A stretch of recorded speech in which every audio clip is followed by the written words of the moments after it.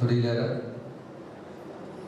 ఈ మధ్యాహ్నపు వేళ స్వర్గస్థులు, కీర్తిశేషులు గంధం జాన్సన్ గారి యొక్క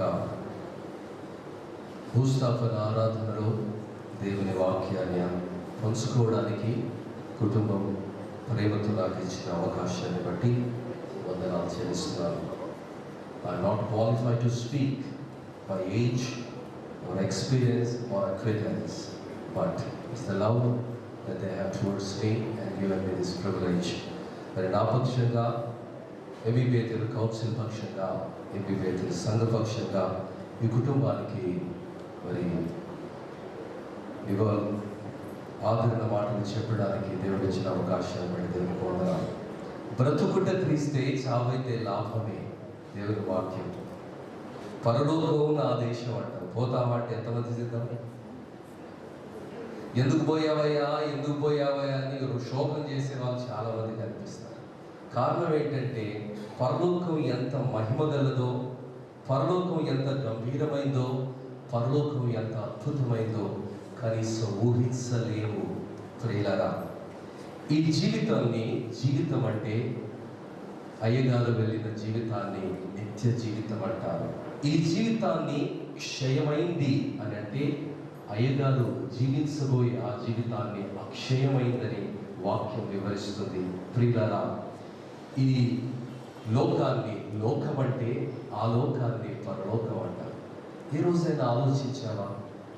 ఆ పరలోకానికి వెళ్ళాలి అంటే ఎవడు పడితే వాడు వెళ్ళలేడని భక్తులు వారి జీవితాన్ని పరిపరి విధాలుగా వివరించారు. కొన్ని జీవితాలు పాఠాలైతే మరికొన్ని జీవితాలు గుణపాఠాలు. మరి వారి జీవితం ఒక అద్భుతమైనటువంటి పాఠం. మరి ఈరోజు వారి జీవితంలో నుండి అనేకమైన శ్రేష్టమైనటువంటి మాటలు వచించబడ్డాయి.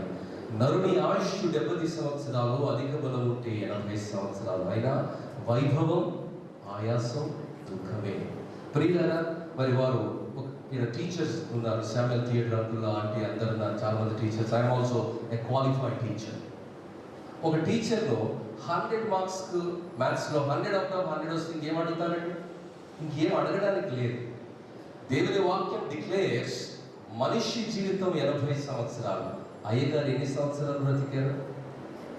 సూపర్ గ్రేస్, ఎక్స్ట్రా గ్రేస్లో 97 సంవత్సరాల పరిపూర్ణ జీవితాన్ని, సంపూర్ణ జీవితాన్ని, అందమైన జీవితాన్ని వారు జీవించారు. దేవుని వాక్యం ఏమంటుందంటే, దీర్ఘాయువు యథార్థమైన జీవితానికి ఒక నిదర్శనం. కొన్ని జీవితాలు అర్థాంతరంగా, ప్రశ్నార్థకంగా ముగుస్తాయి. కానీ వారి జీవితం ఎంత అందంగా, ఎంత పరిపూర్ణంగా, ఎంత సంపూర్ణంగా, ఎంత పవిత్రంగా ముగిసిందో మనందరం ఎరిగి ఉన్నాం. దేవుని బిడ్డలారా, IAS, IPS ఆఫీసర్స్లో కొంతమందిని ఇన్స్పిరేషనల్ మీటింగ్స్ పిలిపించి వారిని మాట్లాడమంటారు. ఎందుకంటే వారు చెప్పే ప్రతి మాట చాలా జాగ్రత్తగా వింటారు. ఎన్ని గంటలు సిద్ధపడ్డారు, ఎలా సిద్ధపడ్డారు, ఏ సబ్జెక్ట్ను ఎన్నుకున్నారు, ఏ సబ్జెక్ట్లో ఎక్కువ మార్క్స్కు స్కోర్ చేయడానికి స్కోప్ ఉంటుందో, ఇలా వారి అనుభవాలను చెబుతుంటే ఆస్పిరెంట్స్ అందరూ కూడా చాలా ఆసక్తిగా మాటలు వింటారు. ఎందుకంటే వారు కూడా అక్కడికి వెళ్ళాలి. ఈరోజు 97 సంవత్సరాల ఆ జీవితాన్ని విడమర్చి వక్తలు చెప్పారే, ఆ పరలోకానికి వెళ్ళాలి అంటే ఎవడు పడితే వాడు వెళ్ళే పరిస్థితి లేదండి. అమెరికాకు వెళ్ళాలి అంటేనే చాలా ఆంక్షలు. ఒక 200 ప్రశ్నలు అడుగుతాడు. వారికి నువ్వు నచ్చితేనే వీసా ఇస్తాడు. నేను 2 సార్లు వెళ్ళాను కానీ వారికి నేను నచ్చలే, నాకు వీసా దొరకలేదు. ప్రియులారా, ఒక దేశానికి సందర్శకునిగా వెళ్ళాలి అంటే ఎన్నో ఆంక్షలు కదా. మరి పరలోకం మాట ఏంటి? పరలోకం ఎవరు పడితే వారు వెళ్ళేది కాదండి. దేవుని బిడ్డ, దేవుని వాక్యం సెలవిస్తున్నది, పరలోకానికి వెళ్ళాలంటే యథార్థంగా బ్రతకాలి, పరలోకానికి వెళ్ళాలంటే పరిశుద్ధంగా బ్రతకాలి, పరలోకానికి వెళ్ళాలంటే ప్రభువు వలె బ్రతకాలి. ఈరోజు ఈ పార్థివ దేహం దగ్గర దేవుడు మనల్ని ప్రశ్నిస్తున్నాడు. ఏదో ఒక రోజు నా పార్థివ శరీరాల్లో మందిరంలోనికి ఇలా మోసుకొని వస్తాము. మిగతా జీవిగా మనం పడి ఉంటాము. నిర్జీవమైనటువంటి ఆ మట్టి శరీరాన్ని తిరిగి మట్టికి అప్పచెబుతారు. అప్పుడు మనుషులు గుండె లోతుల్లో నుండి నీ గురించి ఏం మాట్లాడబోతున్నారు? ప్రియులారా, నీటికి కూడా గుణం ఉన్నది. మంచి నీరు అంటారు, ఉప్పు నీరు అంటారు. మారా నీళ్ళను ఏమన్నారు? చేదు నీరన్నారు. మరి మనుషుల్లో కూడా అందరూ చనిపోయిన వారందరూ పరలోకానికి వెళ్ళారండి. దేవుని బిడ్డ, విశ్వాసులుగా అంతము వరకు విశ్వాసాన్ని కాపాడుకున్నటువంటి వాడు, క్రీస్తును కలిగి జీవించినటువంటి వారు, అయ్యలా బ్రతికినటువంటి వారు మాత్రమే పరలోకానికి వెళతారు. ప్రియులారా, అపోస్తలుడైనటువంటి పౌలు మరి పలుకుతున్నటువంటి మాట ఏమిటంటే, హెబ్రీయులకు రాసిన పత్రికలో, హేబేలు తాను మృతి పొంది ఆ విశ్వాసమును బట్టి మాట్లాడుతున్నాడు. దేవుని బిడ్డ, ఈరోజు ఆ విశ్వాసము ద్వారా మనందరితో మాట్లాడుతున్నాడు. నీ నా జీవితం ఎలా ఉన్నది? ఎందుకంటే death is appointed for everyone sitting here sooner or later, but where will you spend your eternity is the $1,000,000 questions. ప్రియులారా, పరలోకానికి వెళ్ళాలంటే యేసు ప్రభువును అంగీకరించడం మాత్రమే కాదు, యేసు ప్రభు నడిచిన మార్గంలో, యేసు ప్రభు నడవవలన మార్గంలో నడవడం మనము నేర్చుకోవాలి. అందుకనే అపోస్తలుడైన పౌలు ఒకప్పుడు మతం అనే ఛాందస్థంలో బ్రతికినటువంటి వ్యక్తి, మతమును బట్టి అనేకులను హింసించినటువంటి వ్యక్తి, సంఘాన్ని హింసించినటువంటి వ్యక్తి, మారు మనసు పొందిన తర్వాత, ప్రభు ఆయనను సంధించిన తర్వాత, ఆయన జీవితము పరివర్తన చెందిన తర్వాత ఆయన పలుకుతున్నటువంటి మాట ఏమిటంటే, మంచి పోరాటము పోరాడితిని. ప్రియులారా, జీవితము ఒక పోరాటము, జీవితము నిత్యము ఒక యుద్ధ భూమిని. ఆ జీవితంలో నీవెలా నిర్ణయాలను తీసుకుంటున్నావు?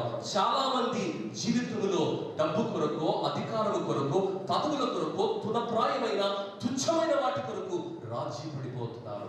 దేవుని బిడ్డ, అపోస్తలుడైనటువంటి పౌలు యవనస్తుడైనటువంటి తిమోతికి రాసినటువంటి 2వ పత్రికలో 4వ అధ్యాయం 10వ వచనంలో ఒక వ్యక్తిని ఆయన జ్ఞాపకం చేస్తున్నాడు. దేమా గురించి. దేమా లోకాన్ని ప్రేమించాడు, పోరాటంలో వెనకడుగు వేశాడు. Life is always a battlefield. Never ever step back. Never ever backslide. Live all the time for the glory of God.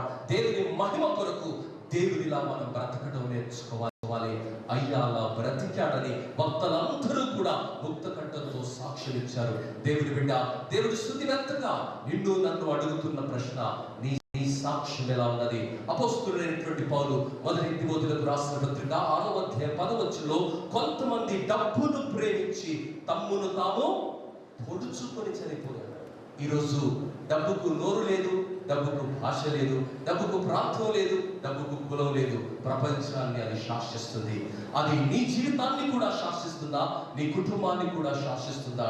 అయితే చాలా ప్రమాదకరం. దేవుని బిడ్డ, అపోస్తలుడైనటువంటి పౌలు పలుకుతున్నటువంటి మాట ఏమిటంటే, లోకములో దేనిని మనము ప్రేమించడానికి లేదు, ప్రభువును ప్రేమించాలి. అపోస్తలుడైన పౌలు తన అవసాన దశలో మరి ఆయన పలుకుతున్నాడు, మంచి పోరాటము పోరాడితి. ఈరోజు మన పోరాటాలు ఎలా ఉన్నాయి? మన జీవితాలు ఎలా ఉన్నాయి? దేవుడు ప్రశ్నిస్తున్నాడు. పోరాటంలో నిలిచిన వాడే, గెలిచిన వాడే, ప్రభువు అని బ్రతికిన వాడే ఆ పరలోకానికి అర్హుడుగా తీర్చబడతారు. ఒక ఐఏఎస్ ఐపీఎస్ టెస్ట్ లో భారతదేశంలో ఉన్నటువంటి 142 కోట్ల మందిని జల్లెడ పట్టి 1000 మందిని సెలెక్ట్ చేస్తారు.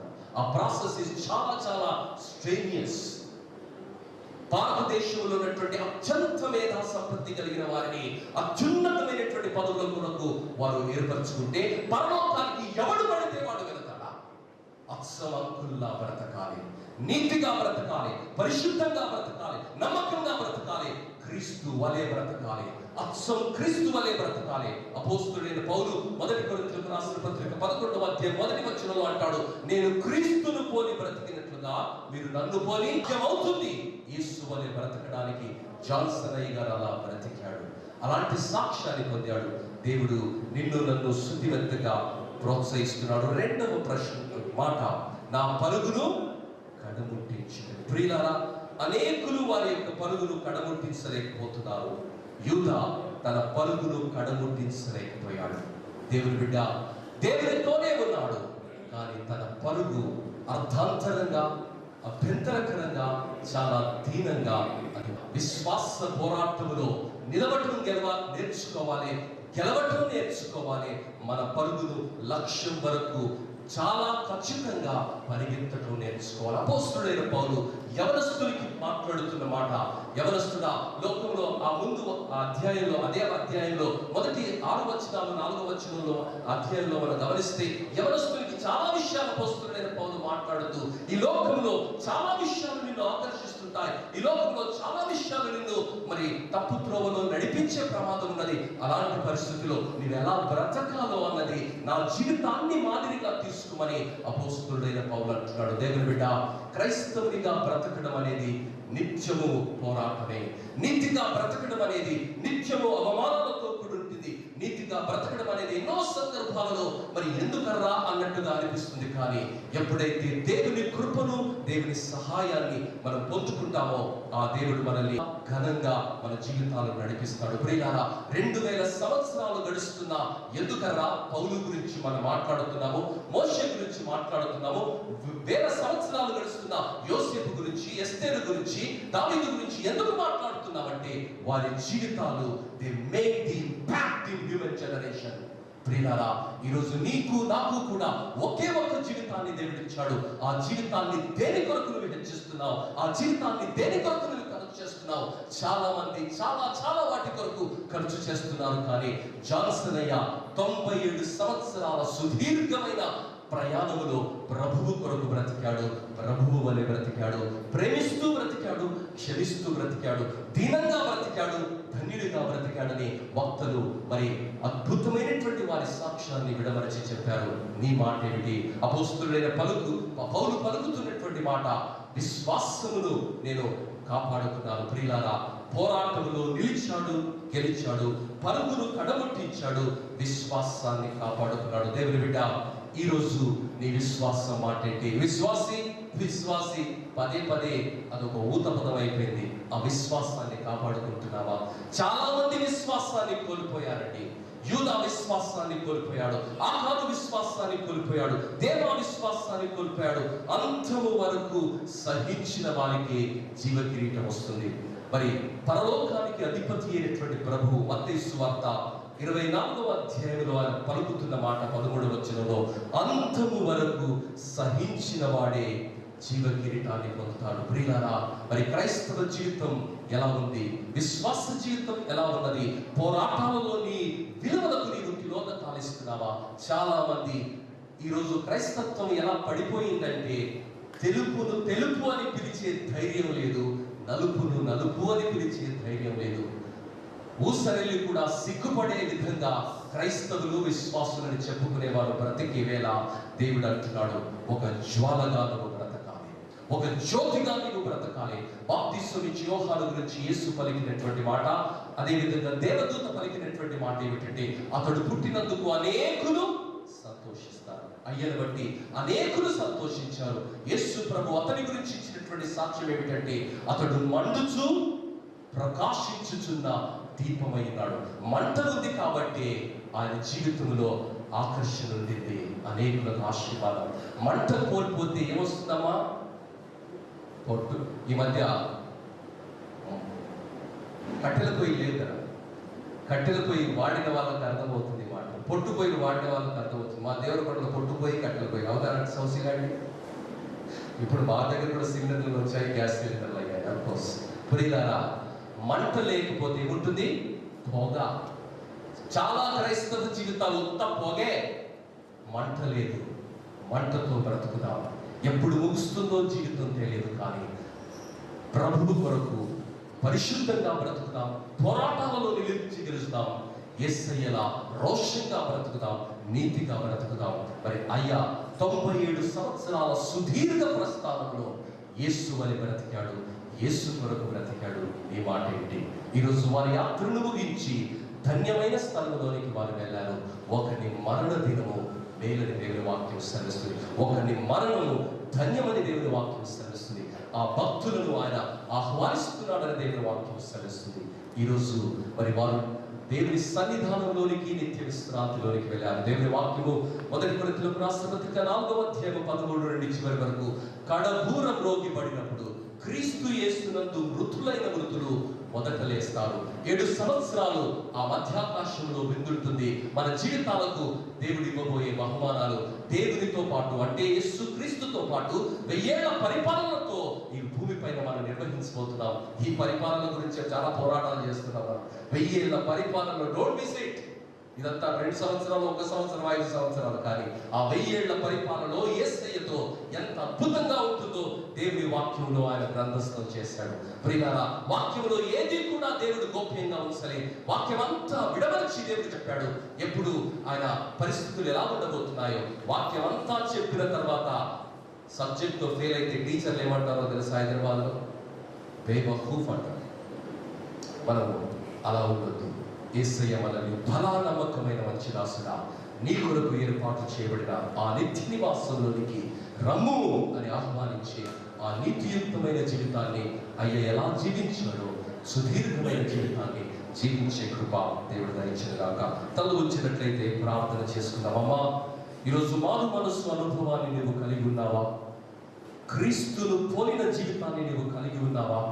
క్రైస్తవుడివే కావచ్చు, తాత ముత్తాతలు క్రైస్తవ కుటుంబాలనే పుట్టి ఉండవచ్చు, క్రైస్తవ వాతావరణంలోనే పెరుగుతూ ఉండవచ్చు, కానీ యేసును నీ హృదయంలో నీవు ప్రతిష్ఠించుకున్నావా? యేసు నీ జీవితాన్ని మార్చాడా? నీ గత జీవితానికి నేటికి మరి తేడా కనిపిస్తుందా? క్రీస్తు ఉన్న జీవితము, క్రీస్తు లేని జీవితము, మనుషుల వ్యత్యాసాన్ని చూడగలుగుతున్నారా? లేదట్లయితే సుతిమెత్తగా దేవుడు ప్రేరేపతో ఈ మాటలు వినిపిస్తుండగా జీవితాన్ని, అవకాశాన్ని సద్వినియోగం చేసుకుని ప్రభువు కొరకు ప్రభువు అనే బ్రతుకుదాం. పరలోకమందున్న మా మంచి తండ్రి, మీకు వందనాలు స్వామి. ఒకే ఒక్క జీవితం ప్రభా, అది ఆవిరి లాంటిదని, అది నీడ లాంటిదని, ఇంతలోనే కనిపించి అంతలోనే ఆవిరైపోయేదని ప్రభా, పొద్దున వికసించి సాయంత్రం వాడిపోయే పువ్వు లాంటిదని నీ వాక్యం సెలవిస్తుంది. ఆ జీవితాన్ని చూసి మెడిసిపడిపోతున్నాం, కానీ ఆ జీవితంలో ఒక బాధ్యత ఉన్నదని, ఆ జీవితంలో ఒక ఎదురుచూపు ఉన్నదని, ఆ జీవితానికి ఒక సంకల్పం ఉన్నదని, ఆ జీవితానికి ఒక విలువ ఉన్నదని ఎవరైతే గుర్తిస్తారో వారు అచ్చం యేసయ్యలా బ్రతుకుతారు. ప్రభా, మరి నీ దాసుడాలా బ్రతికాడని సాక్ష్యాన్ని విన్నాం, నీ దాసుడాలా జీవించాడని సాక్ష్యాన్ని విన్నాం. ఈరోజు వారి జీవితం ద్వారా, వారి మధుర స్మృతుల ద్వారా మమ్మల్ని అందరినీ ప్రశ్నించినందుకు, ప్రోత్సహించినందుకు, బలపరిచినందుకు, వెన్ను తట్టి ముందుకు నడిపించినందుకు మీకు వందనాలు చెల్లిస్తున్నాం. ఆ నీతిమంతుని మధుర స్మృతులను జ్ఞాపకం చేసుకుని మీకు వందనాలు చెల్లిస్తూ కుటుంబాన్ని ఆదరించమని, ఇంకా రక్షణ లేనటువంటి వారికి ఇది ఒక మేలుకొలుపుగా, అవకాశంగా మలుసుకొని మా అందరి జీవితాలలో నీవు ఆశిస్తున్నటువంటి ఆ ముగింపును మేము పొందుకొని ప్రభా, మరి నీ సన్నిధానంలో విశ్వాసాన్ని కాపాడుకొని ప్రభా, మరి జీవన పోరాటములు నిలిచి గెలిచి చేరగలిగినటువంటి కృప మా అందరికీ దయచేయమని, వెత్తబడిన వాక్యాన్ని నీరు కట్టి ఫలింప చేయమని యేసు నామములో అడిగి వేడుకుంటున్నాము తండ్రి.